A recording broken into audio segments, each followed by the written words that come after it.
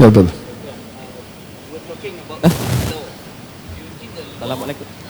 practical to be implemented in country Malaysia? Assalamualaikum. What did you ask? That is the law? Islamic law, is it practical to be implemented in the multiracial country? The brother asked the question that is it possible to implement the Islamic Sharia in a multiracial country?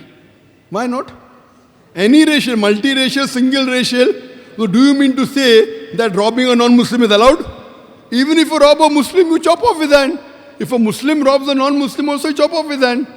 It is not only for in the Muslim country, any country, whether multiracial or single racial, it is the most practical law.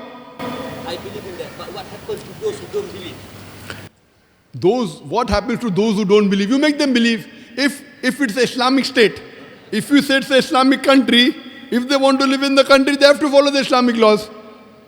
If you don't call it an Islamic state, and then you want to change it different. That is the reason if you agree this is Islamic country means the constitution of Allah and His Rasul. If you say Islamic country means you should follow Qur'an and Sunnah. You cannot have another constitution. The constitution is Quran is the Hadith is they don't have to have a new constitution. Like in Saudi Arabia, they don't have a new constitution. It is there.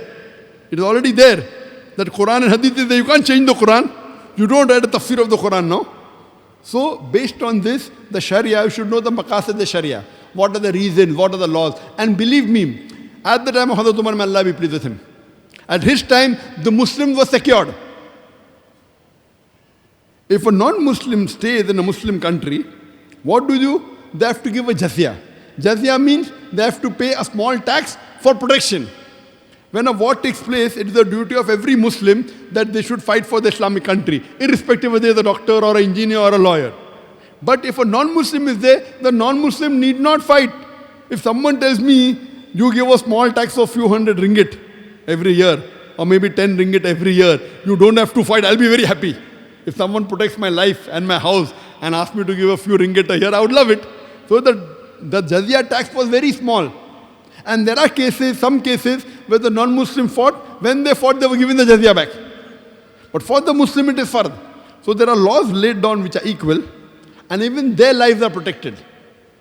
You ask a non-Muslim, if I ask a non-Muslim, that you're living in a country, an Islamic country, if someone rapes your mother and the rapist gets a death penalty, would you like that? Or living in USA that, okay, no problem, you know, in USA, if anyone rapes, the chances that it's reported is 16%. Out of those reported, only 10% are arrested, 1.6. Out of those arrested, 50% are let free before the trial. Only 0.8% undergo a trial. And though the law says 7 years rigorous imprisonment if you rape, most of them the judge gives only 1 year, first time is done. So that means 0.8% chances you'll get a punishment. That means 125 rapes you commit, chances you'll be punished is 1. It's a very good gamble. So would you like to stay in such a country, or country when someone rapes your mother, he gets capital punishment? So even the non-Muslims, if you are told to them what the law is, how Islam, they love it. Unfortunately, we don't know how to present Islam. We are not doing our job as dais. And believe me, the non-Muslim love, that's the reason non-Muslims that are watching Peace TV. Peace TV, alhamdulillah, is the largest watched religious channel in the world. Peace TV English has a viewership of 100 million. And 25% of the people watching Peace TV are non-Muslims. Now, so the non-Muslims are appreciating Islam so much that many of the governments are afraid. Many non-Muslim governments are afraid that Peace TV is getting popular, therefore I'm having problems entering many countries. So you present Islam in the nice way and they accept it. The people will like it, the government will not like it. The people will like it. So therefore you Islam present with hikmah and husna, you present Islam and you will feel, mashallah, people loving this religion. Hope that answers the question. No, one question at a time, give other people a chance. Can you speak a bit loudly?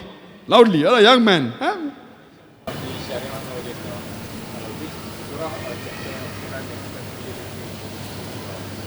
Which chapter of the Quran?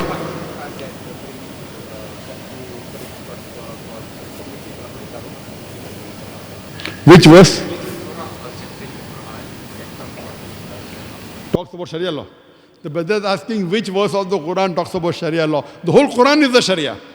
Sharia means, what is the Sharia? Sharia means way, the path as per the Quran and the Sahih Hadith. That's called Sharia. So which the whole Quran is the Sharia. The whole Quran, you have to follow. Allah says, Atiullah, Atiur Rasul, obey Allah and obey the Messenger. Many places. Even Surah Nisa chapter 4, 59, Atiullah, Atiur Rasul, obey Allah and obey the Messenger. That's the Sharia. What has Allah said is mentioned in the Quran. What the Prophet has said is mentioned in the Hadith. So Atiullah, Atiur Rasul means obey Allah and obey the Messenger, follow the Quran, the Sahih Hadith, and then you'll be on the right path.